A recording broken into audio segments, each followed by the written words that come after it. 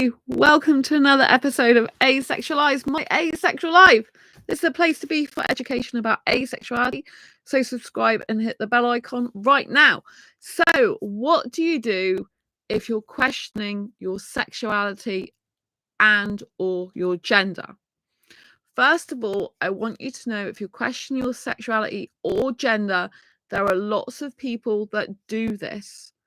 And so it's okay if that is what is happening to you. I think it's important that you allow yourself the time to dive into these questions deeper and to draw your own conclusions rather than what other people will tell you you are.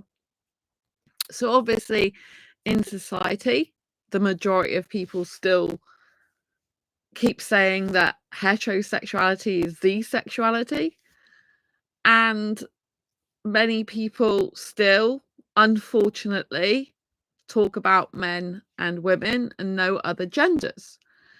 And that's kind of crazy considering there's always been intersex hermaphrodite people, yeah? But anyway, this is what we are faced with. We are faced with prejudices in society. We're faced with stereotypes.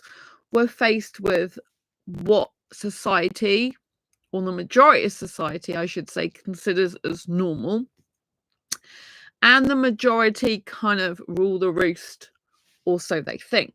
So we're faced with a lot of difficulties, and it can be really hard when you're battling internally to discover who you are, as well as battling the outside elements, the other people, society, the beliefs, the traditional thinking. So it can be very confusing time for you, and it can also be very difficult emotionally, and it can be difficult physically as well, because maybe your body's changing, or maybe your attractions kind of changing, your arousal state's changing for different genders. Maybe one minute you're really sexually attracted to someone, the next minute you're not, and you're kind of thinking, what the hell is going on with me? There are things that can happen in your life, different incidences, different events, different things, bodily changes that can change the way you view yourself and other people. And that is okay. That's perfectly normal. And it's okay for you to question yourself. Some people probably never question themselves, but I'm guessing a lot of people do. They just keep it to themselves. So I think if we're looking back in our childhood, for example, I think we need to kind of like reflect on what we were like as children, like what gender were we attracted to? If we're talking about sexual orientation, what gender were we attracted to back then? And if we were happy to be our own gender that we were assigned at birth. Or did you feel that you don't own that? That it was something that was given to you, but it was never actually who you are? So let's take sexual orientation first. So sexual orientation is based on who you're attracted to, basically. And you can be a female, a male, transgender, non-binary, lots of different genders. But sexual orientation is which gender you're attracted to. So gender and sexual orientation kind of go hand in hand a lot of the time, but they are two separate things. And some people confuse asexuality with gender. They think somehow it's totally to do with gender, and it's got nothing to do with gender in the sense you can be any gender and be asexual. So if first we look at sexual orientation, then we'll look more at gender identity. So in terms of sexual orientation, what is good to look back on is, who did you feel attracted to, or did you feel attracted to anyone when you were growing up? This can be in primary school, as early as back as 4 or 5. If you went to preschool, then you know, nursery, you might have memories of that. But if we take school, primary school, then secondary school, college, uni, those types of situations, and if you reflect back, like, who were you looking at? Like, what type of gender were you looking at? What type of things were you thinking and feeling? Were you attracted to their personality? Were you attracted to their aesthetics? Were you attracted to, like, their energy? Like, were you thinking about doing any touching with any of these genders, you know, to determine who you're attracted to? So, for example, if you're female and you were mostly thinking about other females, you know, like girls and touching breasts rather than a penis, then that would indicate you're more likely to be a lesbian, right? You're more likely to be attracted to someone the same gender as you. However, if you're an asexual person, it means in the main you lack sexual attraction. So you might be attracted to girls but never wanted to have sex with them or do sexual stuff with them. So that would indicate you're a homo person, homo attracted to the same gender. And you can be homo romantic, which means you're romantically attracted to the same gender. But if you're an asexual person who's attracted to the same gender non-sexually, just romantically, you'd be homo romantic asexual, for example. So it's important to look back at the different times in your life and see which gender you are attracted to the most, if there's a particular one or particular two, or maybe you just completely go on people's personalities and it's got nothing to do with whether they identify as male, female, non-binary, or a number of other things. Sorry about the background noise. I live next to a road. And so it's really important. But some people, they do recognize very early on, say when they're like 8 years old or younger, that they're attracted to the same gender. However, other people don't notice it till, for example, they're in their early to mid-20s, that they're attracted to the same gender. And it might be later in life, especially if you've got parents, family, or friends that you grew up with who are very homophobic. This can make you personally be put off that type of feeling. And instead of actually leaning into your own feelings and what you actually do feel for someone else, it kind of shuts you off and shuts you down from your true reality of feelings. So I met someone, for example, on an asexual dating site, and they're attracted to women romantically and aesthetically, but they don't want sex with them. So that's how, at the time, they define themselves as asexual. However, they later discovered that they're actually sexually attracted towards guys. But the way in which they were brought up, you know, it was like a homophobic type of environment. And so they didn't realize till later on in their life that they were attracted to the same. Well, I shouldn't exactly say that they identify predominantly as a guy, but they're actually gender fluid. They identify as these days, but predominantly they're known as a guy, that they're not out about being gender fluid.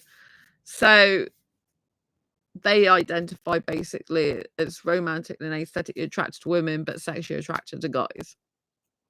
And it's guys they want to be with. They don't want a romantic, they don't want an asexual relationship with a girl, because they don't think that would be fair to the girl, and they don't class themselves as asexual anymore because they are sexually attracted to someone. And I think that's important to note, that because there are people that come into the asexual community and they are asexually attracted to one gender, but they are still sexually attracted to another gender. If you're sexually attracted to anyone in the normal sexual attraction sense, you're not actually asexual. The whole point of the whole point of being sexually attracted to someone means you're not asexual if you've got the usual sexual attraction. Marcello, sorry. Here we are in winter. But I wish you a great week with lots of peace and serenity. Oh, thank you, Marcelo, Silva. That's a nice name. And so anyway, so we have to be thinking about our background, about society, about how we think. And if we've got the inkling that actually we are attracted to the same gender, it's just that society and people around us shun that type of thing. We have to actually be honest with ourselves, because it's important to note that who you are is who you are, and you shouldn't be afraid of that or afraid to show it. You should lean into it, because the thing is, if we repress and suppress our emotions just because of what other people think of us, it can lead us down a path of self-destruction, self-hatred, self-loathing, and unable to actually be satisfied in life. There can be a lot of frustration underlying. You might, however, have in your lifetime just a regular, irregular, I should say. You might have like a period in your life maybe where, compared to the rest of your life, it's irregular and you were attracted to the same gender as you, but it was like a one-off. It was like a rarity. And maybe it was just an aesthetic appreciation rather than aesthetic attraction. So I think it's important when you are reflecting to analyze, like, what are your thoughts about that person? Did you want to cuddle them? Did you want to kiss them? Did you want to be physically close to them? Or was it just an appreciation, for example, of their looks or of their personality, or even of their energy? So you can assess all these things. Something happened to me, like, was it last year or the year before? And there was a girl who I was friends with, and we went to a club together, and she started holding my hand, and this was completely weird for me. Like, I'm into guys, I don't go around holding girls' hands. It was completely abnormal for me. And she was a different culture to me, so she wasn't British. And in her country and the way she's been brought up, she's used to doing that. She's even used to sleeping in a bed with girls without being a lesbian, without being like, well, without identifying that she's attracted to girls.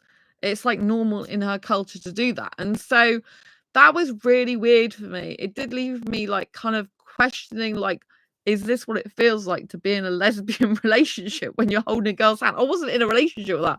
It took me completely by surprise, because it's like I'm not used to this. It's really weird. I had to say something to her afterwards. I didn't. She was kind of she's young. She was younger than me, and she's not used to going to clubs. So I was like in a protective mode, if you know what I mean.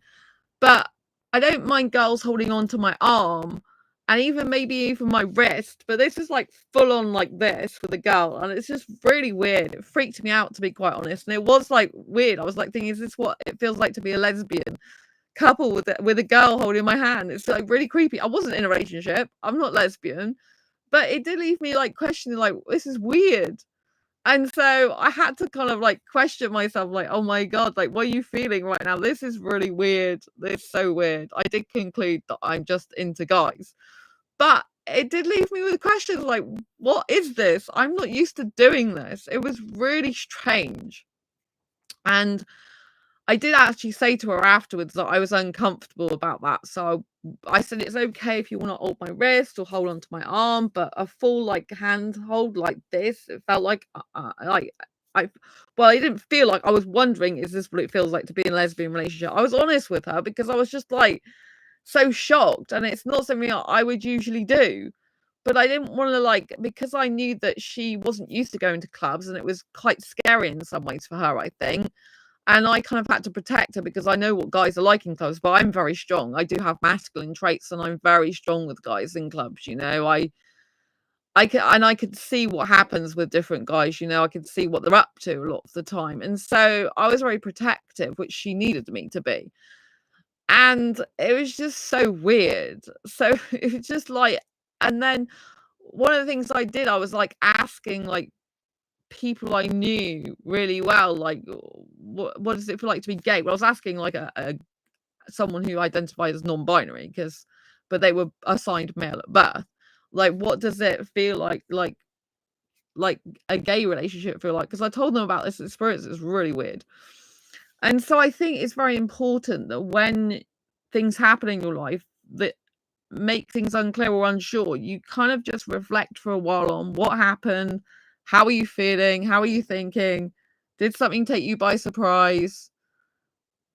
And it's okay to like question and ask yourself the different questions, like what went on, why did that go on, how did I feel, how did I think, was it like this, was it like that, you know what I mean? I think that's normal. And I think it's okay to do that, especially if something took you by surprise that you completely weren't expecting ever to have happen in your life. And so also, like I said, look back throughout your history to see what gender you're attracted to, but it can change, obviously puberty, not many people talk about, but it does change you hormonally. It can change the way you view things. Can doesn't mean to say it's going to. Some people know way before they hit puberty that they're attracted to the same gender, they're homosexual, for example, or some people know they're asexual and they're not sexually attracted to anyone, they just don't have those feelings.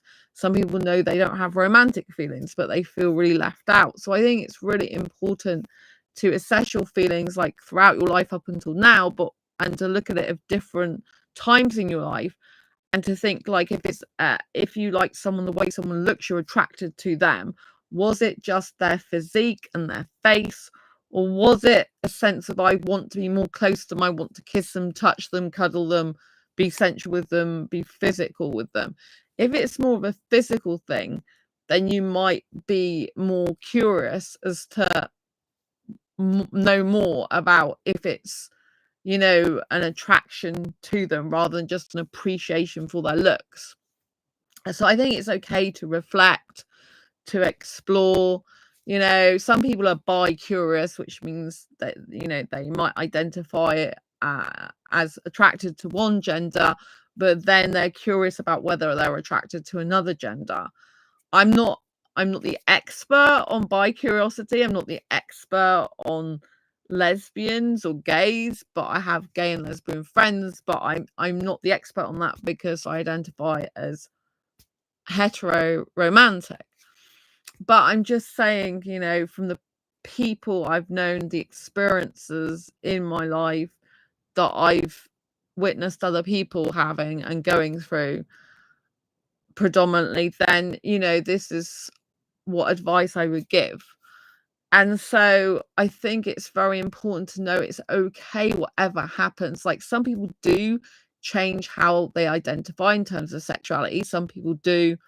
For example, I have known a girl who identified as a lesbian, and then she married a guy and had a kid with him, someone who she actually didn't like. They were like in one of my old jobs and they kind of really hated each other at one point. And she identifies as a lesbian, then all of a sudden it was like, oh, I'm marrying him now and we're having a kid together. And it's like, oh, okay.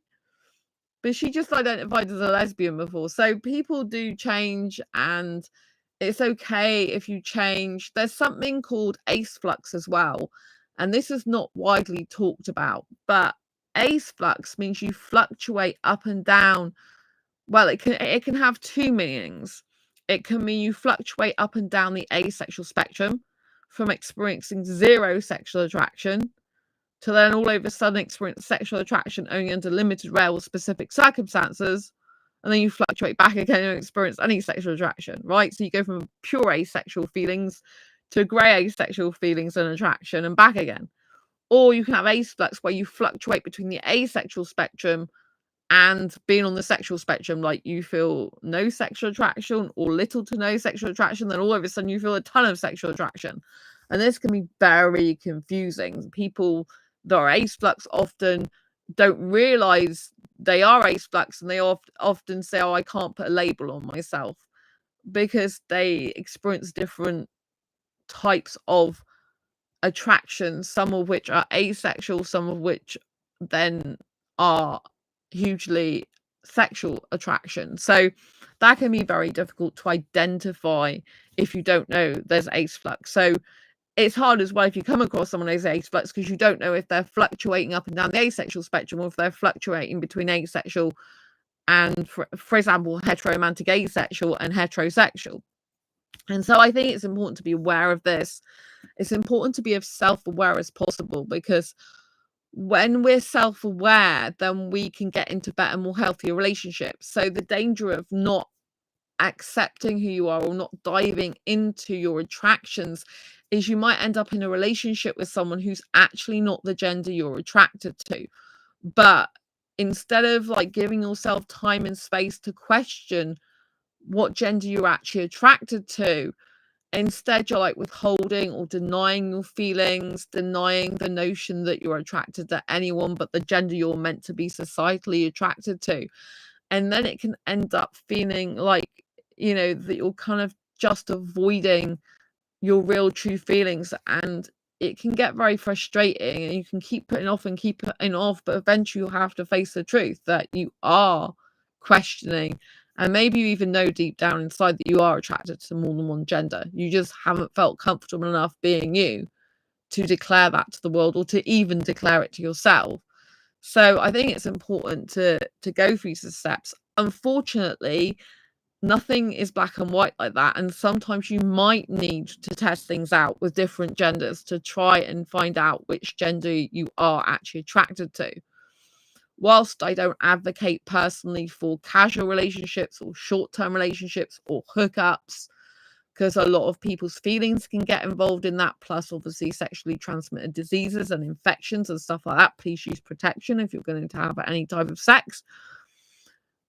And, like I said, a lot of feelings can get hurt. Sometimes the only way you can actually fully know for yourself is by trying things out, just like in any relationship. Some people are in, like, I know few people that actually get into a relationship and they like their childhood sweetheart and they're with them for life. That can and does happen.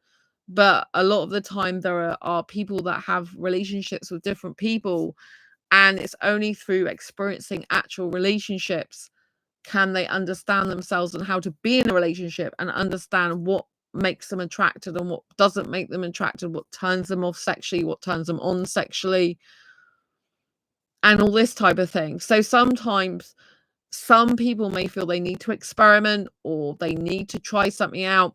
I think it's best, if you know you're going to do this, to actually be totally upfront with the personal people you're doing this with, so that feelings can be spared as much as possible, because if you are, say you're bi-curious, you're attracted to one gender, for example, the opposite gender, but you might be curious to know if you're attracted to the same gender as you. And maybe there's a few instances where you thought you might be. So you decide, like, for example, maybe you're a girl attracted to guys usually, but you think maybe you might be attracted to girls. But the only way you'll know for sure is if you kiss one, maybe, or start touching one. But obviously you can't do any of this without consent. But maybe you just need to be totally upfront and say, hey, I'm not sure if I'm bi-curious, or say that I am bi-curious, as in I'm in the curiosity phase. And I want to know, if you'd be up for trying things out, this type of thing. So people are really upfront and aware of it. There are people that are in those situations that do want to try things out. There are people that are bisexual anyway, and they just don't mind sometimes doing things like that, because it's an experience for them. It's a thrill for them. Jonathan, hello. So, I think it's important to be honest and upfront with the person. I don't believe in using people, but I believe that sometimes the only way you can find out what you really like and don't like is by trying it. However, having said this, sometimes you'll react differently towards different people. So there might even be, like, say you're attracted to the opposite gender, and you like doing something with, so I'm attracted to guys. So for example, I might be attracted to a guy, and I might not like this guy touching me in multiple places, right? But there might be another guy that actually I don't mind him touching in a little bit, a few more places, or one more place to the other guy. So it's not just a generalization you're going for. There are specifics to this as well, where you might actually end up surprising yourself that you particularly like maybe the same gender as well in one particular circumstance with one particular person. So that can complicate things, because then you can think, hang on a minute, am I actually like bisexual or asexual? Or am I like just having experience as a one-off? Jonathan, this is a very relevant topic to me. Wish I came here 23 minutes ago. Oh, bless you. You can catch up on the replay, anything you missed, Jonathan. I'm still talking for a while anyway. So I'm glad it's relevant to you, though. Lots of love. Nice to see you. So I think it's very important that you understand as much as possible how you feel about yourself. It isn't always possible to know these things without trying things. It's like when you're having, for example, food. There might be a cake that you think you might like, but you're not sure if you like it. But the only way you're going to find out if you like it is if you try it, because you're not sure about it. This is different to when you see a certain type of cake that makes you feel sickly and you don't want anything to do with it, right? And I hate it when people say to asexuals, oh, so if you've not tried sex, how do you know you don't like it? Like, some people just know that they're not into that, right? They don't need to experiment. They don't need to try anything. They just instinctively know that about themselves, right? So I don't believe you need to go around testing yourself for every single thing. Like, are you attracted to all these different genders? I don't believe you need to go around like trying all different genders out unless you feel you do, right? This is not like, oh, you just have to go and play Scrabble or something and like find out how much you can make from all these different words. This is like real life, people's lives. And I think you have to be honest with yourself and the people that you do get involved with or try things out with. But sometimes you don't know what something's going to be like until you try it. And other times, like you might try, for example, you might try chocolate cake, right? But this chocolate cake might be milk chocolate. And it might have like a cream filling and a buttercream filling. And you might be like, oh my God, I love this milk chocolate cake with buttercream filling. But then someone else might create a chocolate cake, which might be dark chocolate. And they put like raspberry jam in with dark chocolate. And you're thinking, what the heck? I really don't want that. Maybe you take a little bite out of it, or maybe just see it and think, that's just disgusting. Who'd put like raspberry jam with a dark chocolate filling? It just doesn't suit me. So I think you need to understand that sometimes you might be attracted to the same gender as you, but it doesn't necessarily mean to say you're always going to be attracted to the same gender as you, as well as being attracted to the opposite gender. So say you identified as a female that was attracted to guys. And so you're hetero, right? But you might think on the one occasion, oh, I'm attracted to a girl. But then there might be another girl that you feel you might be attracted to, but then realize you're not attracted to. Or it might just be one girl and another girl, even if they look similar, is not the same as that girl, because we're all unique. Do you know what I mean? So I think it's very important. There was a video by David Bradley about this. Okay.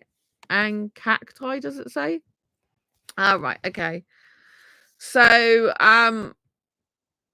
I'm just going to adjust my camera a minute. So, yeah, it's very important that you understand. I haven't seen that video, by the way. This is completely my own stuff that I'm talking about here. I haven't prepared this. Like, I just ad lib. And so, it's very important that you know that just because you like something one time doesn't mean to say you're going to like it every time, because it might be a different way. And sometimes you can just be attracted to one specific person because it is that person with those unique qualities, that unique personality, that unique energy, that uniqueness. And you just happen to have the energy that's attracted to that energy. So I don't want you to beat yourself up about these things. I want you to just look at it from both a logical perspective and a feeling perspective. And I want you to reflect on this. Now, maybe you know deep down inside that you are bisexual or bi-curious, or maybe, you're not bisexual, but you're bi-asexual. So you're asexually attracted to two genders.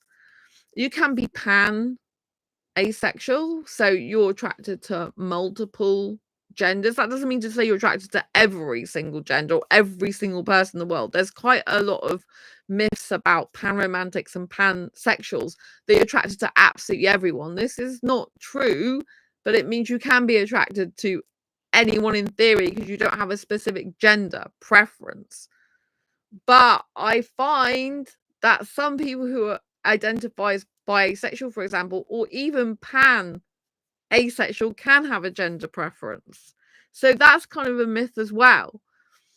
I know some people that do identify as panromantic, yet they have a gender preference. Usually it's for guys. Usually I'm attracted to guys that have a preference for guys, right? And it's like, oh no, you know what I mean? A lot of asexual guys who identify as like bi-romantic, for example, a lot of them turn out to be attracted to guys.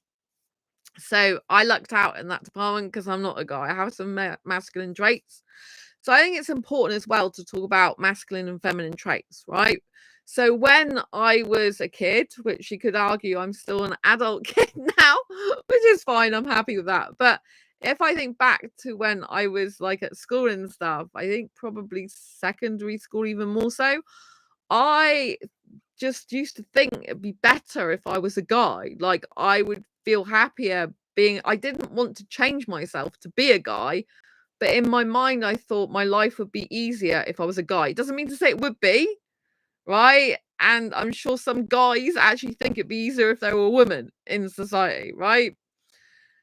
But at the time, for a number of years, actually, I used to think, guy, it'd just be so much better if I was a guy. I'm not sure that I would have wanted the penis to go with it, mind you, but I just felt like with the masculine traits I have and the fact women have periods and all this type of stuff, I'm thinking it would just be so much better if I was a guy. Plus, I got masculine traits and I love leaning into them.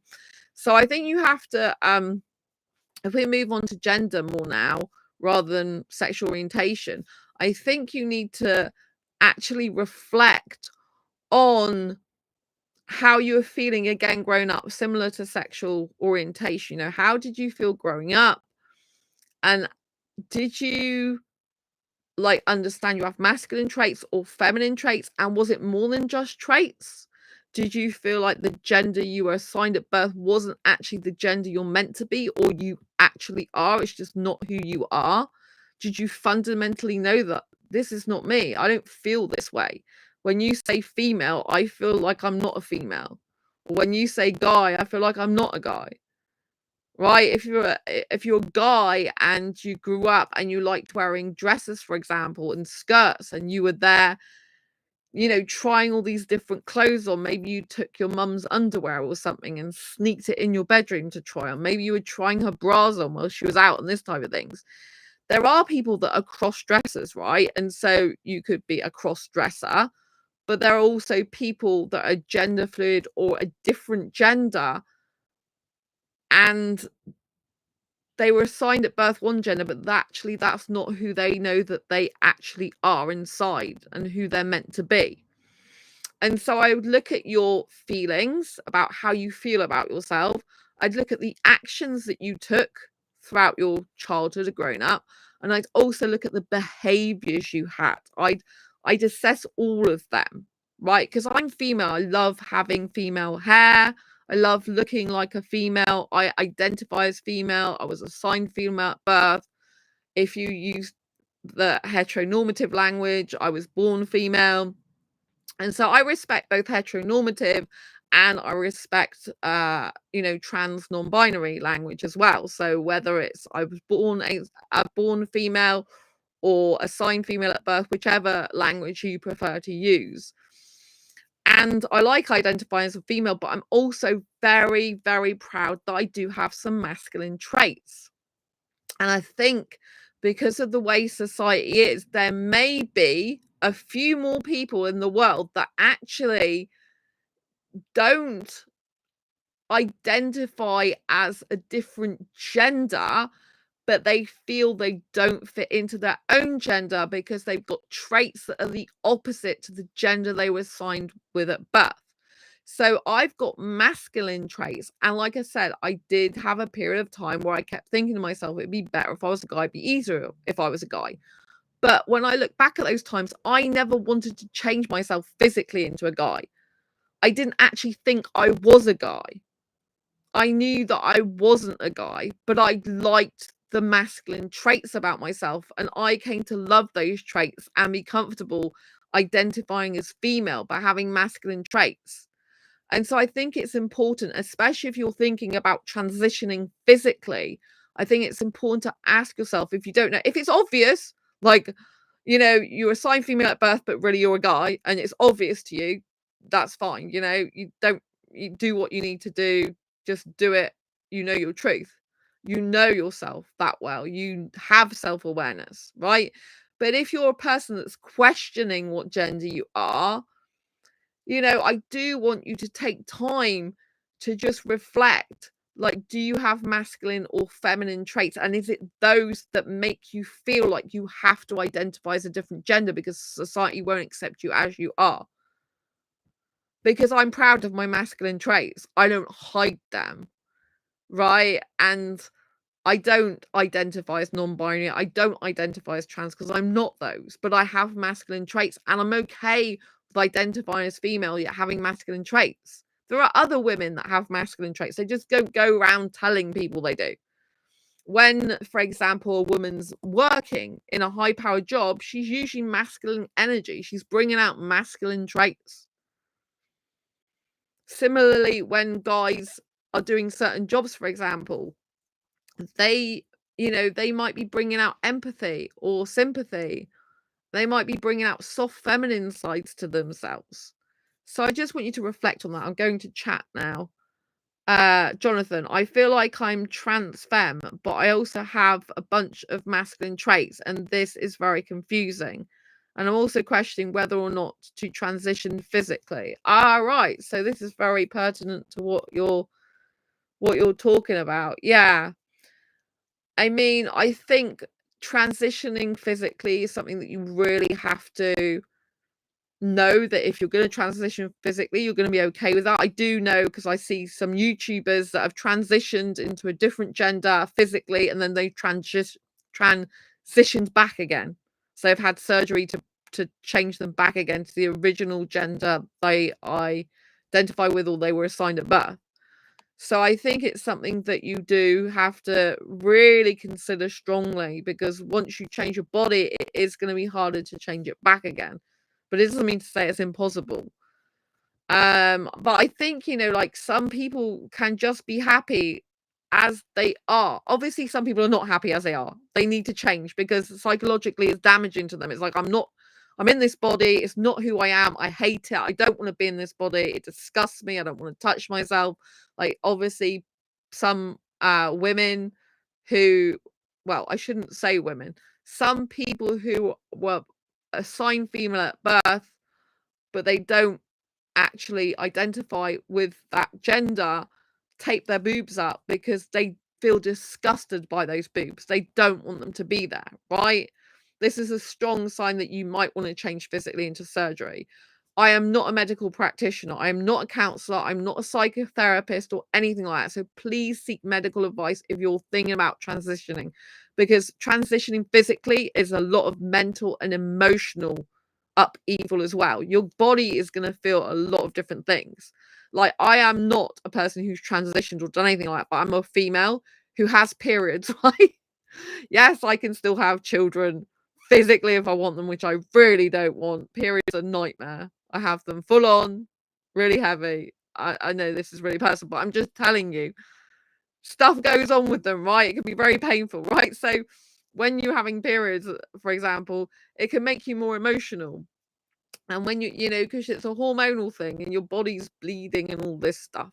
So I think you need to just think about these type of things. Your body's going to change. And I only have to deal with that, for 5 days up to 7 days, right, at a time. But, if you're transitioning, in theory, it's going to be for life. And I think you have to think of the repercussions of that. Like, if you're a guy who wants to change, sorry, I don't want to offend people. If you are someone who is assigned male at birth, forgive me if I'm saying things wrong, I do apologize.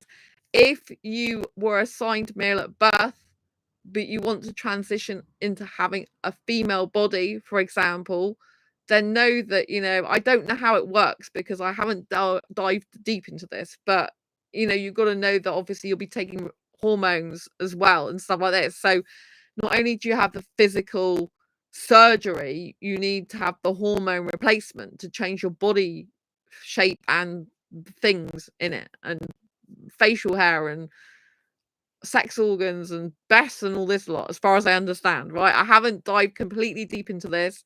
And I definitely say speak to a therapist before you do it. So many people, I think, speak to a doctor, surgeon, physician, or anything like that physically, the physical component, but they neglect the emotional and mental and aspect of it. So I would say, like, make sure you get a really good therapist who understands trans and non-binary people, someone who can actually help you navigate your feelings and emotions and actually tell you what it's like from their experience of helping others with transitions. You need to find a really good therapist who's LGBT plus friendly and who has experience of helping people like yourself. Because if you just talk to a doctor and that's a physical thing, there's no emotional or mental support there. Right, you need to talk to someone, a therapist, a counselor, and talk through these issues because it's a big deal in your life. Changing yourself physically is a big deal, but it's okay to be you without physically changing yourself. That's what I was getting at earlier, that it's okay if you have masculine traits or feminine traits, or lots of masculine traits in one area and lots of feminine traits in another. I just feel that society pushes people into being one particular gender or another, or tells you you've got to label yourself as one thing, but in actual fact you don't have to. I personally like labels in terms of my asexuality. I like the way I identify, but that's my label. Like, I identify as a heteromantic asexual who's got grey areas, younger, cougar, hyper-romantic, hyper-kisser. That's like a unique label, right? I like calling myself an asexual cougar. I think it's unique. I don't have bad connotations with that, but a lot of other people be like, oh, cougar's a really bad thing. Younger cougar, and I'm just like, well, I do that on dating sites, but I'm not active on dating sites anyway at the moment. Because I want to separate myself from the people that are interested in the same age as them. I'm not attracted usually to the same age as me, right? And I've got to go against society conventions for that, Jonathan, I think this is easier said than done to find the right therapist counselor. If you go via the NHS, you could be waiting 7 years for even a first appointment. Yes, I do think you're more likely going to have to pay privately for therapy or counselor. But if you can put money aside, say if you drink out regularly, eat out regularly, something like that, go to Starbucks, you go to Cafe Nero or wherever, take that money and save it up, even if you just see a therapist as a one-off or occasionally or once a month or twice a month. Sometimes people spend money on things that aren't as important as getting this sorted. So sometimes we might have to make sacrifices. We might have to cancel subscriptions, not go out as much, not spend as much money on other things like eating out, in order to save money to get the thing we really need. And that might be hard to hear, but just think it's just a part of, it's a part of your life. It doesn't have to be forever. And if this is really important to you, then you need to make that sacrifice of it, because it is life changing, right? It's a life changing thing. If you're on disability benefits or benefits for autism or anything like that, take that money and spend it on therapy, right? Spend it trying to get a professional. It is hard to find someone, but I do know of people, because I know I have a friend who sees someone who specializes in autism. They are, my friend's autistic, and the person teaches autistic children, and they have a lot of clients that are autistic, right? I know someone else who had a therapist who was LGBT plus, although I think at one point they weren't actually so good about trans, when that's not a good thing, right? So obviously, it's hard to find a good therapist for anything, to be honest. Like, I want to find a good therapist for childhood trauma, for example, because I had a lot of difficulties growing up, right? But there's trauma informed but trauma-informed is not the same as trauma specialists, and it's really hard. I can't get that on the NHS. They're trauma-informed, they're not trauma specialists. So I have a similar problem, with that type of thing. A lot of the time I watch educational stuff to educate myself, but when you're talking about a physical transition, I would not just look at the physical aspect. I would definitely look at the emotional aspect and the mental aspect, because it's going to hit you. It's going to hit you hard in the mind. You know what I mean? Like, I got diagnosed with fibromyalgia, a chronic pain condition, in 2012. It's a chronic pain condition that affects the nerves and muscles of the body. And I basically was left on my own. Like, I went to one pain management appointment and there was a man and woman there. It was so weird. I know this has got nothing to do with gender and sexual orientation directly, but it was like, one woman was like, oh, you need to pace yourself and do breathing exercises. That was her solution for my pain, managing my pain. That was it. And the guy that I saw was fixated on my anxiety, not about my fibromyalgia. And then they just dismissed me and said, oh, we can't help you. Because I told them that the meditation, these breathing exercises don't work for me. And like, why are we focusing on my anxiety? I'm managing that well. It's my fibromyalgia I came to them about, because being told you've got a disability for life, for the rest of your life, and having to deal with that. I'm used to dealing with anxiety since pre-birth, right?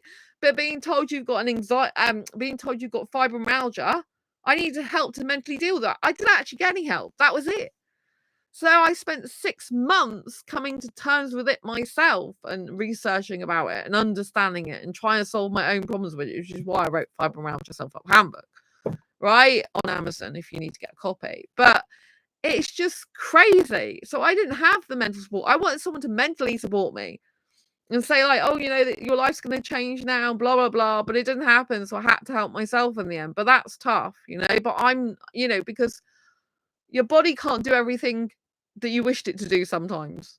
But I'm very good at managing it, luckily, because of things I eat and don't eat and that. So what I'm trying to say to you is there needs to be some mental preparation for anything you're transitioning to. Because emotionally and mentally, it's gonna affect you. If you transition physically, like, obviously you're gonna have to deal with the fallout of that from your friends, family, people around you. You are the most important thing at the end of the day, and your happiness is the most important thing, not other people's. You can't make other people happy unless you're happy with yourself anyway. But what I'm saying is, you've got to think of the worst case scenario and hope for the best case scenario, right? What would be the worst case scenario and plan for that? So say you live with your parents and they decide to disown you. Like, what are you going to do then? You're going to go to a refuge? Are you going to go and stay with a friend? Have you got enough money to move out and be on your own? I'm not doing this to scare you. And your family might be chill, or they might just be a little bit like, what the hell, first of all, and then they might be fine about it. But I would say, it's better to forewarn them about this stuff before you even physically change. Like, talk about it, even if they don't like it, because it's better that you prepare them than have a shock afterwards that they just don't accept it or don't accept you. People usually accept things only when they've heard it repetitively over and over again. This is how we learn. This is how people get conditioned and programmed in their mind, through repetition, through repeating stuff in jobs, through repeating stuff in life. This is why a lot of people talk about sex so much, who like sex, because the media keeps portraying sex as a good thing. Traditional dating relationship coaches, not me who's an asexual relationship coach, traditional dating coaches usually promote sex as a healthy thing in a relationship. People who are selling sex toys will obviously promote that sex is healthy and do this, do that, and this can enhance your pleasure and all this lot, because they've got a motive behind it, right? But the only way people start believing this stuff is if they're hammered into their head. This is why the news and media is so powerful. This is how people can control people's minds, through the media and news. This is how they can control you like robots, because it's repetition. But if you want to come out as asexual, or if you don't already identify as asexual, or a different sexual orientation, whatever sexual orientation or gender you want to come out as, you'll need to repeat it to these people that are not used to it, don't accept it straight away. Repetition is how you kind of program them to accept it, if you like. They might never accept it. If they're resistant to it fully and they're not interested, they might not accept it. You have to accept they might not accept it. But through repetition and accepting it yourself and being proud and being happy, if people can see you're happy and proud and okay being you, they're much more likely to accept it. I had a coaching client recently. She's not asexual, but she does get my asexual books. And I was actually doing coaching consultation on how to help her make her own self-published book a bestseller. And she said, because I am so happy being asexual, when I go to, because we're in the same network and we're in Blue Talks together, and when I talk in Blue Talks and all those type of entrepreneur space I'm in, I just talk about asexuality all the time. I make it normal and normalize it. It's just like it's normal, right? And it's so normal to me anyway that I don't even really consciously think I'm making it normal. I just am it. I live it and breathe it. I am asexual, you know? But she was saying the reason that all the people in like our networking groups, our Blue Talks and everyone accepts it, Sandra, is because when you talk about it, you just are so happy about it and confident, and it's just like normal for you. And because everyone sees it's normal for you, that's how they accept it. They just go, oh yeah, that's it. They don't question it, right? Because I am just being it. I'm not confused. I'm not unclear. I'm not unsure. So really, before you approach people who you're not sure you're not sure how they're going to take it, it's much better to be crystal clear and confident as much as possible and proud in who you are as much as possible before you come out to them. Because when you waver, when you're weak, when you're like, I think I'm this, or you're acting unsure, this is when you'll put doubt in their mind and they'll start questioning you and trying to make you question yourself. I was questioned when I first discovered I'm asexual because I was wishy-washy. I was weak at the time about it. Like the first 3 weeks, I was still actually discovering where I fell on the asexual spectrum, which can be really confusing. And I was like, I said to this girl when I was walking back from work with her, because we lived some of the same way. We didn't live exactly near each other. But we were going part the same way. And she was like, oh, she didn't believe me because she's like, oh, you're always attracted to guys. You're always talking about guys. I said, yeah, but I'm aesthetically attracted to them. I want to kiss them and cuddle them. I don't want sex with them. She didn't believe me, but I was weak. I'm like, oh, I think I'm asexual. I found out that I think I'm asexual. Think is not a definite word. It's not a positive word. So you need to be definite and positive. If you're doing any type of surgery to your body, you need to be absolutely categorically sure as much as possible that it's a thing you want to do for definite.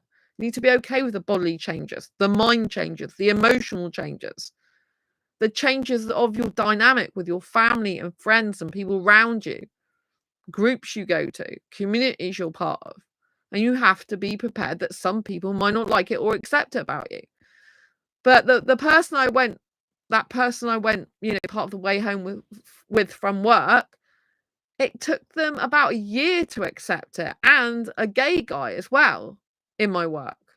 We all knew each other, right? And for a while, it affected my friendship with a gay guy. He doesn't even contact me anymore, which is not surprising, but we left on good terms when I left the job, and he was accepting of it as far as I know, as much as possible. But the thing is, we can't live our life as to whether someone accepts us or not. We have to accept ourselves for who we are. And if we want to change our bodies, then we can go ahead and do it. But we have to be absolutely sure. Jonathan, easier said than done in being confident in who you are, what you want.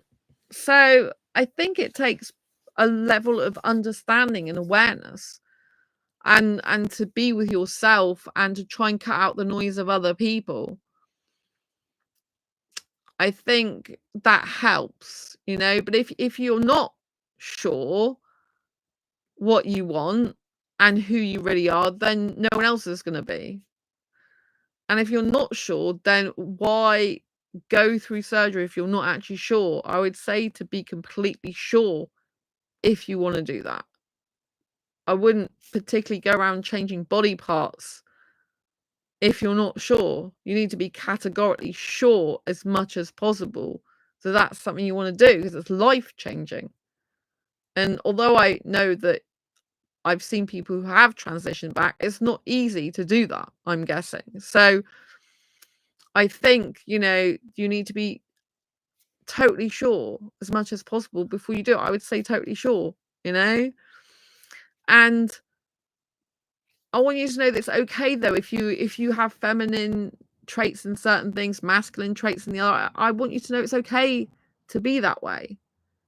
I have a friend who identifies male to the world, but they are actually gender fluid. They do cross-dressing and stuff like that. They wouldn't mind me sharing this. And so, you know, I've seen them, but no one else usually sees them as their female version of themselves, but they don't want to actually get surgery. They've considered it, but they don't actually want to do it. They don't want it that much. Because they are happy cross-dressing and identifying as gender fluid. So I think you really need to spend time by yourself as much as possible, asking yourself the questions like, what am I feeling right now? What sensations am I feeling in my body? What things do I like about myself that are masculine? What things do I like about myself that are feminine? Would I be okay as I am right now? Understanding that I've got different character traits and some which are feminine and some which are masculine. It's okay to actually live happy life with both of those. In fact, many people pretty much do have both within them anyway. And the best type of relationships are actually when the masculine and feminine is in balance, whether that means the girls got more masculine traits and the guys got more feminine traits, or vice versa.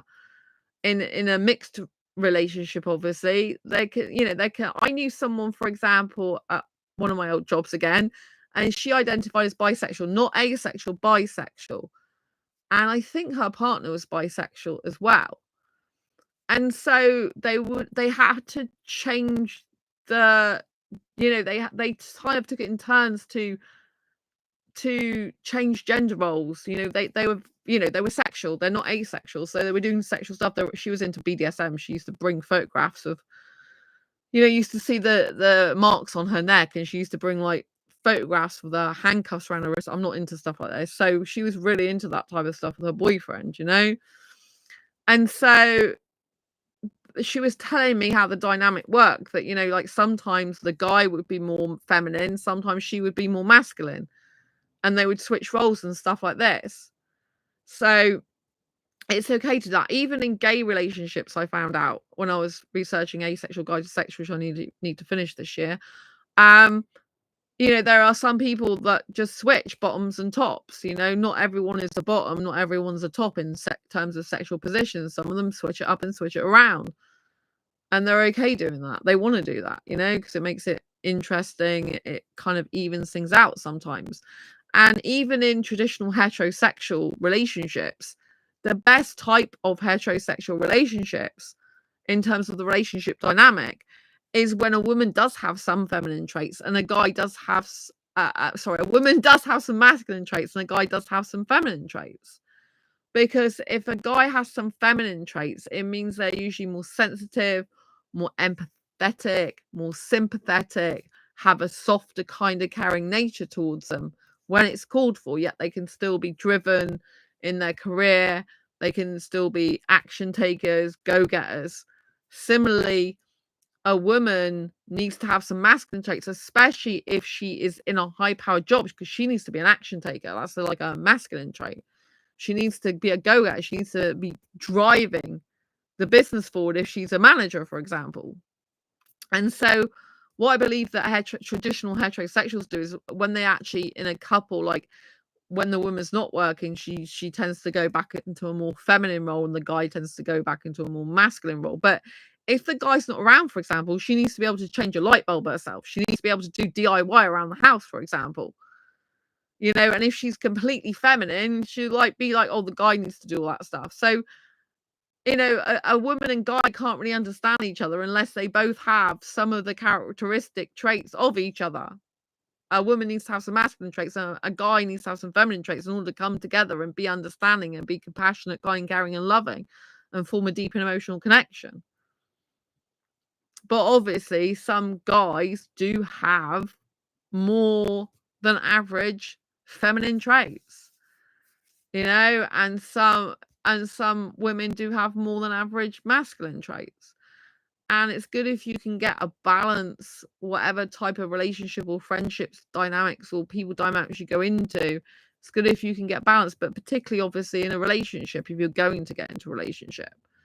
But I want you to know that if you have got different sides to you, if you've got, you know, like if it's more than just like feminine, masculine traits, if like you're really feminine sometimes in your life, then really masculine others, you might identify as gender fluid without actually identifying as trans and wanting to transition your body. So I think it's something that you really need to deeply consider. But I think when everyone's talking around you saying, oh, you're this, you're that, this is best for you, that's best for you, you can't think for yourself. So you need to spend time with yourself, journal. Like, what do I feel inside me in terms of gender? Like, what do I feel inside me? You know, do I feel more female? Do I feel more male? Or do I just feel kind of neutral about the whole situation? Do I feel like sometimes I feel more feminine, sometimes I feel more masculine, sometimes I feel more like a girl, sometimes I feel more like a guy, and what would, ask yourself questions like, if I remained as I am now, would I be happy in my life still? If I remained exactly how I am now, would I be happy in my life? If the answer is yes, you don't need to change anything. You can just be accepting of yourself. Learn to accept and love yourself for who you are, whatever way that is. But if it's like a constant, like, oh, I'm just not happy with myself, I also want you to still question this. Like, is it because society is not happy with you? Or is it because you're not happy with you?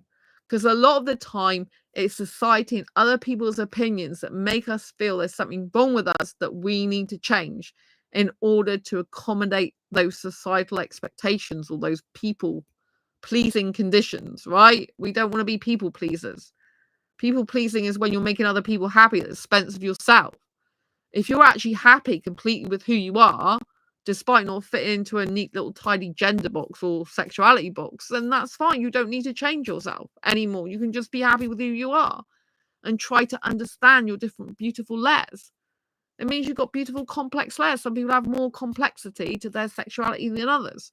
Some people have more complexity to their gender than others. You're layered, you're nuanced, you're unique. If more and more people actually took the time to actually think about their sexuality and their gender, they might come to a different conclusion than what they currently identify, because they're listening to everyone else out there. They're listening to societal expectations. They're listening to people around them all the time. And it's just like, you can't hear yourself.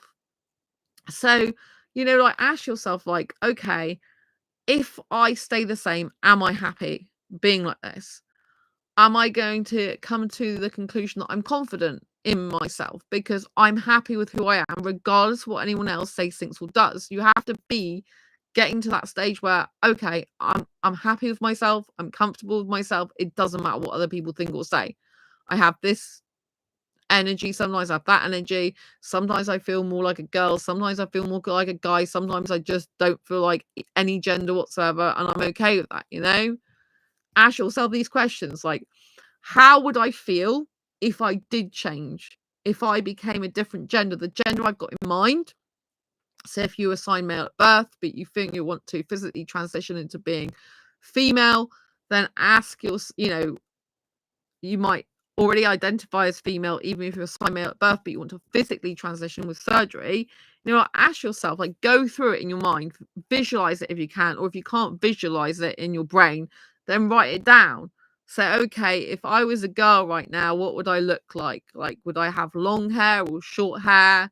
Would I have small boobs or big boobs? Would I have, like what type of hips would I have?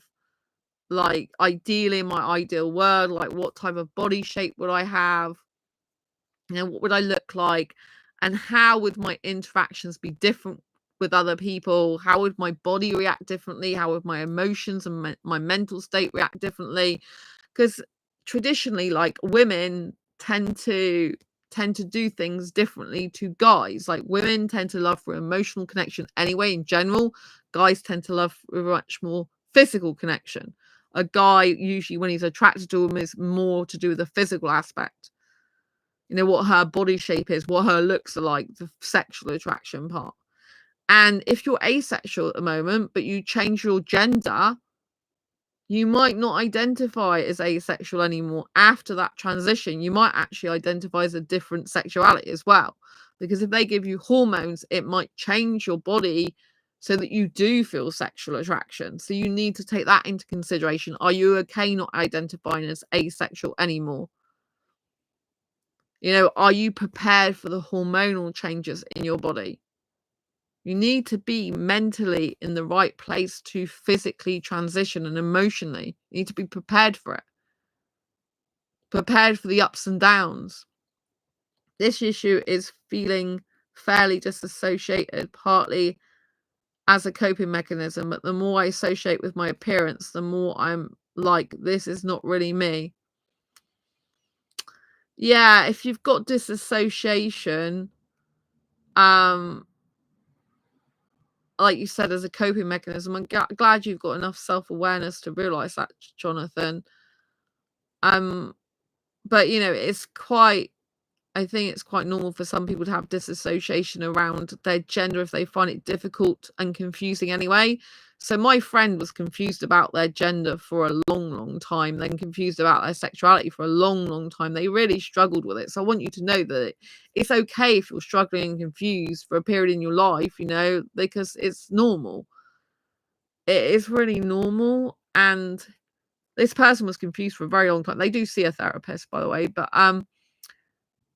you know, they were confused for a long time. They had to decipher it out because they were romantically attracted. You know, this person, like, a person I'm thinking of was the person I was talking about earlier when I met them through an asexual dating site, because they're romantically and aesthetically attracted towards women, but they realized they were sexually attracted and are sexually attracted towards guys. But it took them a long time to come to terms with that. I should say, because of the way they were brought up, you know, that being gay is wrong, for example. And so I think when we deny our feelings, because we can emotionally abuse ourselves. I'm actually talking about this in my Diary Confessions workbook that I'm working on. So I'm working on the 78 life lessons from this, but in a workbook to dive deeper into the 78 concepts in this book, so people can get the other book separately, or they can buy it in addition to this one. And I talk about bring up the topic of, are you abusing yourself, basically? Because if you're because I talk about in the context of relationships that we're not happy with ourselves, then we usually can't make other people happy, right? And so, you know, you need to dive into the fact, we need to dive into the fact in general, we as well, that are we emotionally abusing ourselves? And what that means is, are we denying our own feelings? Are we shaming ourselves for our own feelings? Are we avoiding our own feelings? Are we not allowing ourselves to feel our feelings? Because that's how we disassociate from ourselves, and that's how we emotionally abuse ourselves, by cutting our own feelings off. It's like gaslighting ourselves because we're denying our own reality. So it's much better to sit with the pain and upset and work our way through that, even though it's hard, because suppressing and repressing emotions is not going to help. And if you feel that's not really you, who you are, then you need to be woken up to that, the truth. The only way we can stop disassociation as much as possible is by actually allowing ourselves to understand ourselves better. A lot of the time, a process of journaling is really good for this, to write down our thoughts, our feelings and emotions, particularly in different situations in life. You know, so maybe keep a diary for 1 to 3 months of how you feel about your gender. Obviously, if someone's watching this and they're questioning their sexual orientation, do the same thing. Like, if it's a question of gender, like, you know, like, how am I feeling today? Am I feeling like a woman? Am I feeling like a guy? Am I feeling like I'm agender? Am I feeling like non-binary? Like, what am I feeling today? I think that's a very good thing to do for at least 1 to 3 month period, because then you'll be able to logically look at that. Because when we are confused and disassociated, it's usually when we disassociate, it's usually because we're not being ourselves. We're not in touch with our soul, what our soul and spirit really wants inside. And it's like, it can be caused by stress, that as well, and anxiety. If you've got huge stress and anxiety about a certain thing, it can make you disassociate as well, because the stress and anxiety is taking you away from actually being in what you really want to be in. So I get disassociation sometimes, but it's usually when I come into a situation where I'm not really being me, where I'm stressed out and I don't feel like myself anymore. Now, when I had my breakup this year, I got disassociation, and it's like I didn't know who I was anymore. That was an identity crisis. So obviously people who have difficulties with gender identity or gender dysphoria, it's like you're not really connected to yourself, and that's why you're disassociated from yourself. So you have to try and get to know yourself, or get back into being who you truly are, you know but obviously for some people, transitioning is the right thing to do. This is why I think it's so important to keep like a diary or journal for like 1 to 3 months. Then you can do it, and you don't need to think about it. But at the end of the month, or the end of the 3 months, or the end of every month for 3 months, read back it and go through it and see if there's patterns, because this is a logical way of thinking about it. Because when we're very emotional about something, we can't then see the logic of it. We can't see a pattern. We can't see what's going on. I had to do this with the breakup. I had to start thinking about things in logical ways. Like, not the idealization I had of that person and focusing on the good stuff and what I lost. I had to deal with the realization that, yes, that person wasn't good to me. Yes, they were lying to me. Yes, they deceived me. And yes, they actually gaslighted me, is the actual truth. I didn't want to think I'd attracted someone who had narcissistic traits again. It was hard for me. And I used to focus on all that good stuff and the good times. And then I realized I was the one who helped create those good times. Without me, they wouldn't even exist. And so it was only by dealing with the grief and the pain of that situation and going through that and allowing myself to feel those emotions and taking the time that I needed to get upset and be in pain, to get to know myself and grow my own confidence and self-esteem and self-worth again, because they were really down in that relationship, and that disassociated me from myself, because I didn't feel confident anymore. My mind was completely messed up. I feel like my YouTube comments are unintentionally my journal. Oh, bless you. Well, you're welcome to share your thoughts here. I hope it's helping you somewhat. But I do definitely think do 1 to 3 months of journaling, because you can then start to see patterns. If it's like, regularly, like, I feel like I'm a woman. I feel like I'm a woman. Like, saying you're like, I don't feel like myself is a good start. But then what we need to start diving deeper into is, okay, I don't feel like myself. What is myself? Like, what is myself? Like, how do I feel on a daily basis? What do I feel on a daily basis? Why do I feel this on a daily basis? Particularly to do with, if you're going to talk about gender, like, what am I feeling? Am I feeling like a woman, a guy?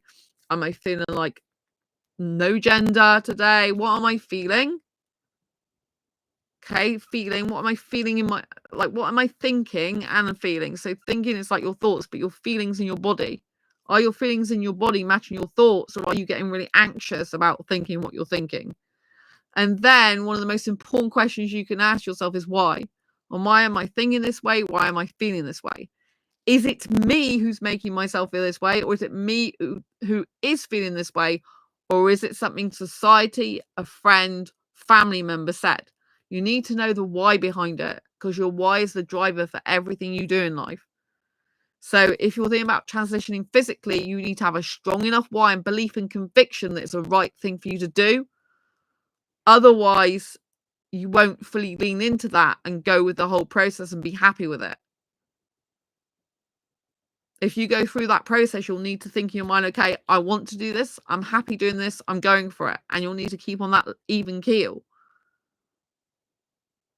So by keeping a journal and by monitoring how you think, how you feel on a daily basis, and why you feel and think that way, it's really important, because then you can look back and see patterns. Like, how many days did you feel like you're a woman? How many days did you feel like you're a guy? How many days did you feel like you were non-binary? How many days did you feel like you're trans, or did you feel like every day anyway? Did you feel like you're non-binary but you still like want to identify as a male? Do you feel more like you're female and that is definitely what you want? Another thing to do is like think when you're on your deathbed, pretend you were dying, right? It's your last final hours of your life. Would you be happy dying in the body that you've got? Would you be happy dying as a gender you identify as now? Or would you look back and think, God, I really regret not transitioning.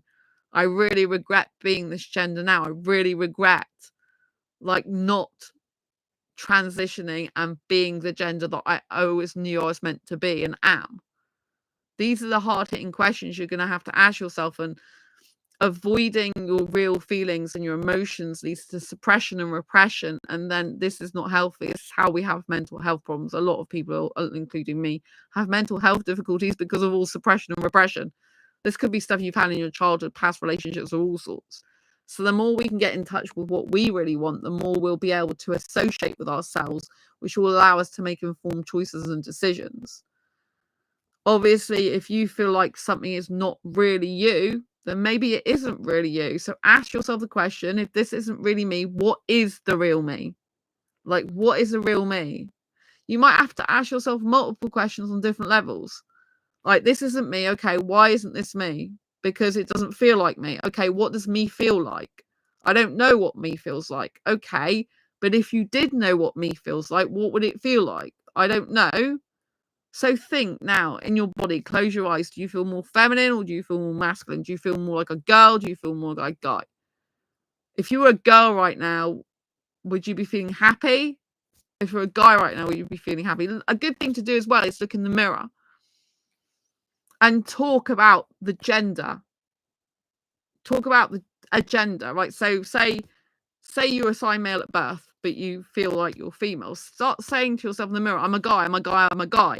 And look at your facial expression. Is it miserable? Is it unhappy? Is it in pain? Look at your physical expression on your face. Then say you believe you're a girl, right? I'm a girl.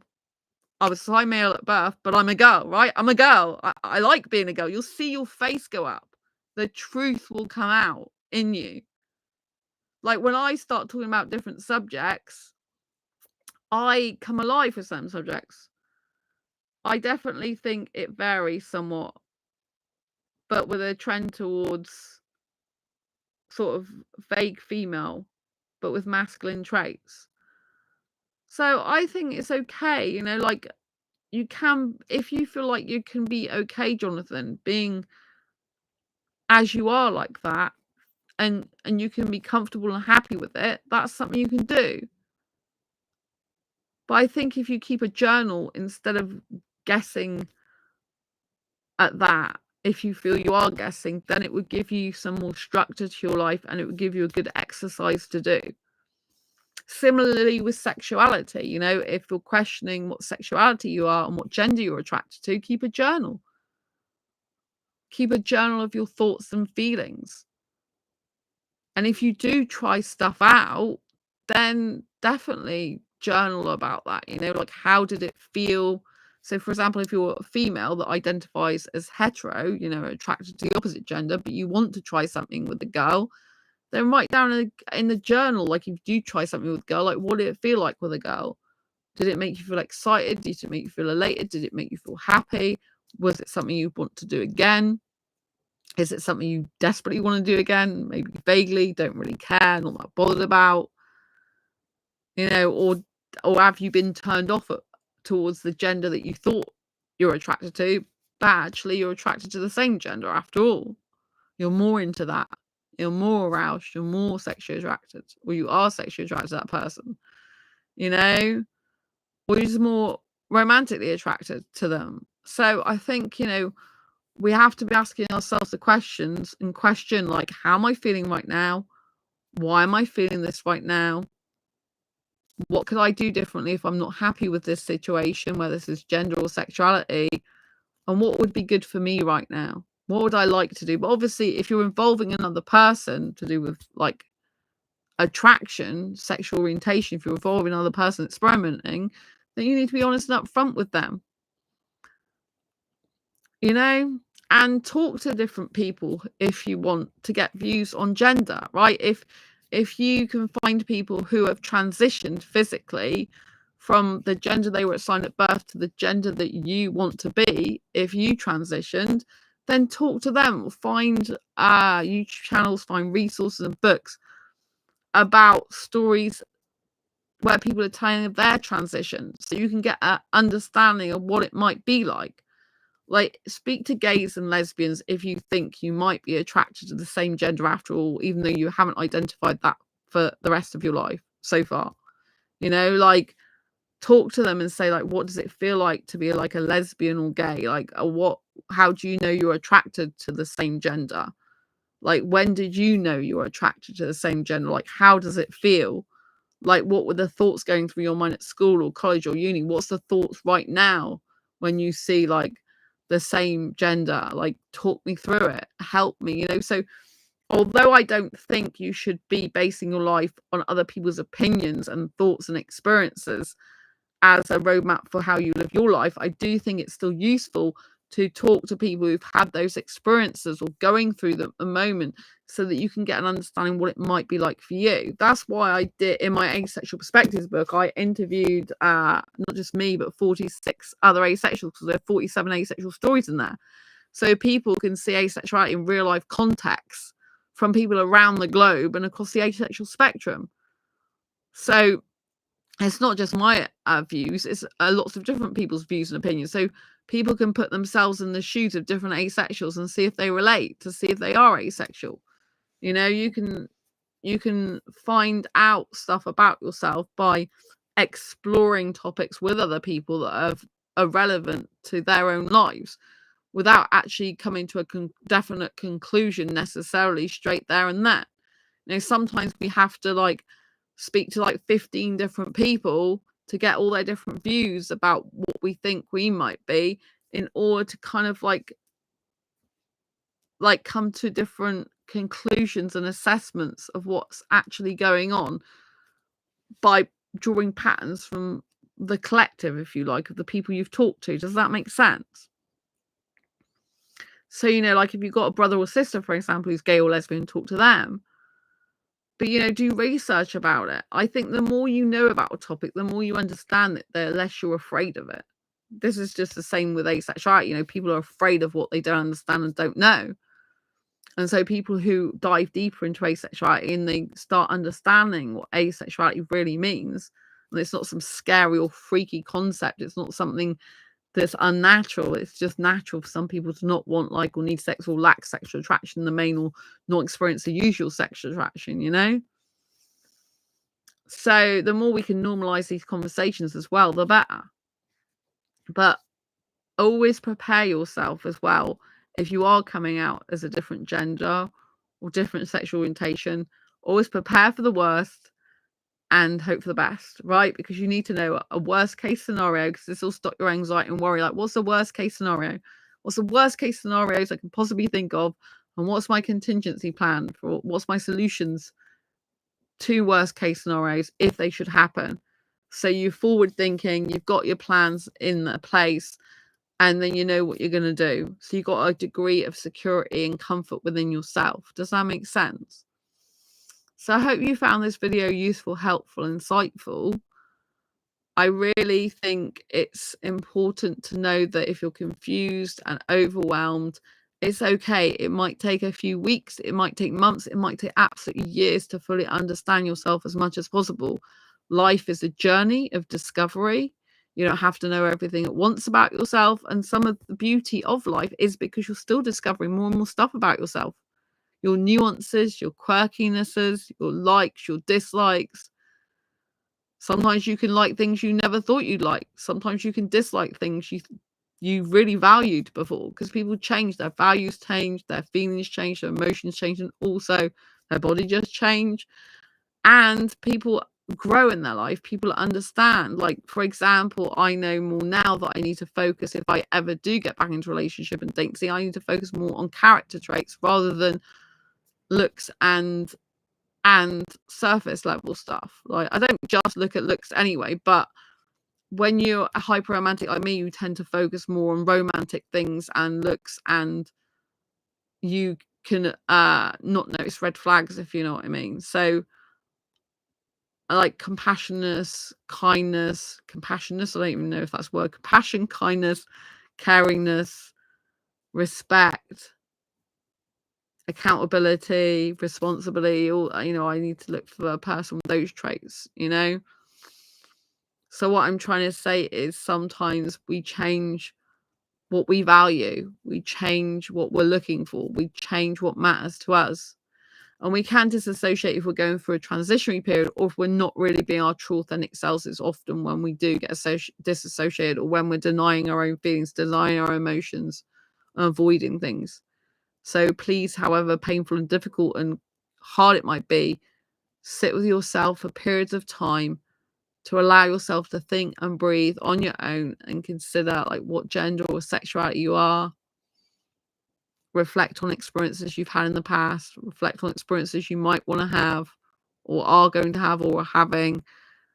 And, you know, but just make sure you have some quiet time for yourself, you know, because the noise of society, the noise of everyone else talking can just drown out your own voice. I get so many people, for example, coming into my inbox telling me what to do in terms of like, you know, lots of people go, I can help you be a life coach and make £10,000 a month every month. And I'm like, okay, well, I already do some coaching, but that's not my main thing. My main thing is book publishing and writing more books for asexuals and growing my book publishing business, right? I may do more coaching in the future. My coaching and consultancy services are more in demand for self-publishing now.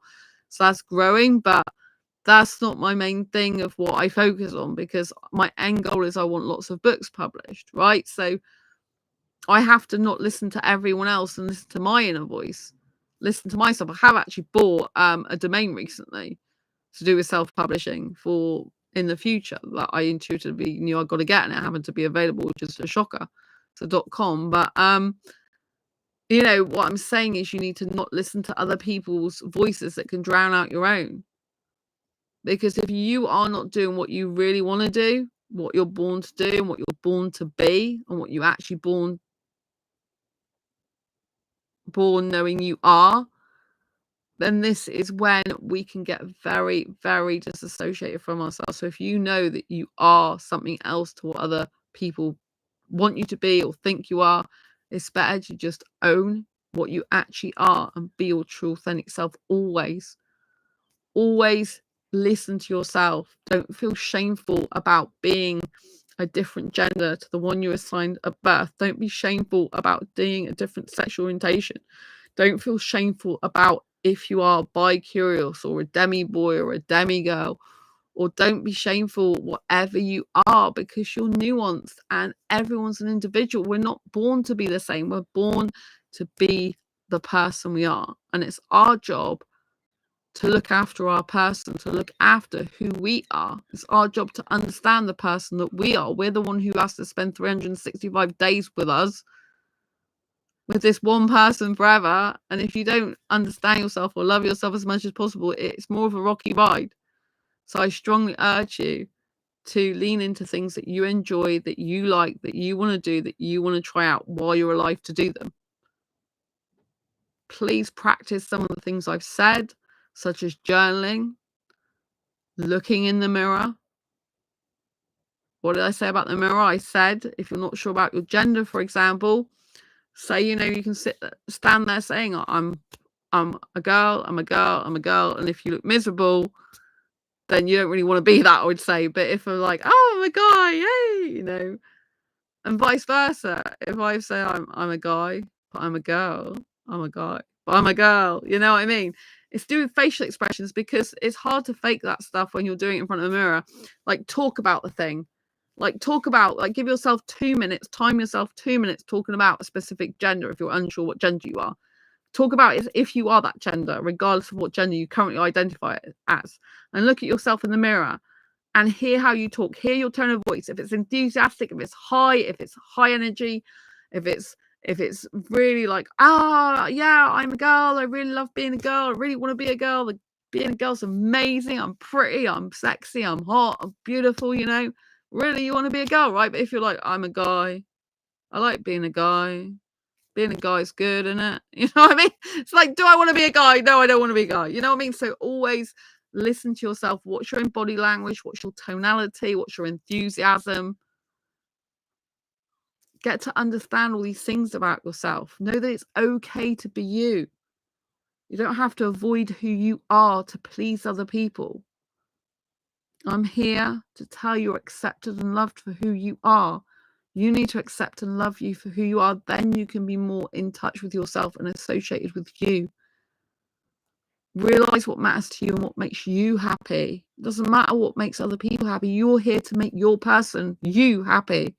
Your person is you. Your primary person in this life is you, no one else.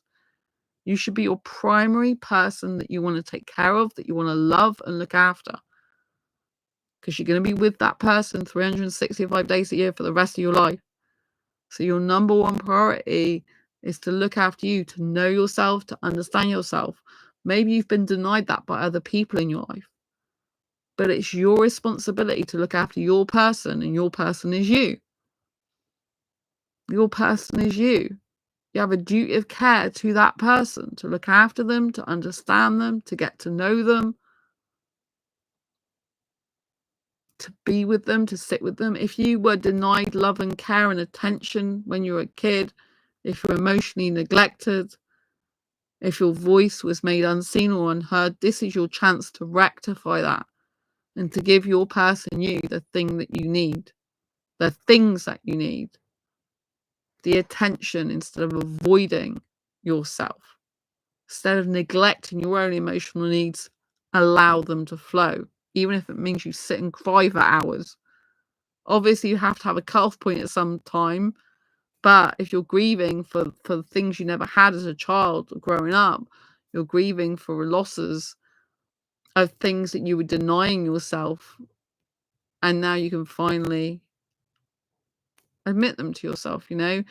It's a transition period, and it's upsetting sometimes to know that maybe you've neglected yourself for years because you've denied yourself, you push yourself down for fear of what other people say about you. But it's okay to be you. It's okay to be who you are now. It's okay to love that person. It's okay to listen to that person, to understand that person's needs, to be patient with that person, to take time for that person, to take time out for that person, journal and get to understand their thoughts, their feelings, emotions, and why. One of the biggest important questions in life is, why do you do anything? Why? Like, why am I doing this right now? Why am I writing right now? Why am I YouTubing right now? Why am I talking to this person right now? Why am I feeling this way right now? And is it true that I'm feeling this way because of this thing? Or is there actually something else behind it? Please think about all these things. Take them into consideration. I love you. It's okay to be you. It's okay if you don't know completely your sexuality at the moment or gender identity. It's okay if you're still questioning. It's okay. It's okay. Sending you so much love. Thank you for being here. If you've got any more comments, queries, or questions, please post them down below this video. As always, it's been a pleasure to be here for you. Keep acing your life. I love you implicitly. And don't forget to subscribe and hit the bell icon if you haven't already. Thank you so much to Marcelo earlier and Jonathan for being in this chat. Don't forget to grab copies of my books, which I've talked about today briefly. Diary Confessions of a Hyper-Romantic Asexual, bestseller, and Asexual Perspectives on Amazon. And also I mentioned Fibromyalgia, self-help handbooks, so go and grab a copy of these on Amazon. This became another bestseller in the last week again. So yeah, and I'm working on the workbook, the 78 Life Lessons to Age Life workbook, which will really help you in your life and to be happier. So yes, lots of love. Subscribe, hit the bell icon. See you soon. And sending you so much love. Like I said, lots of love. Take care. Bye.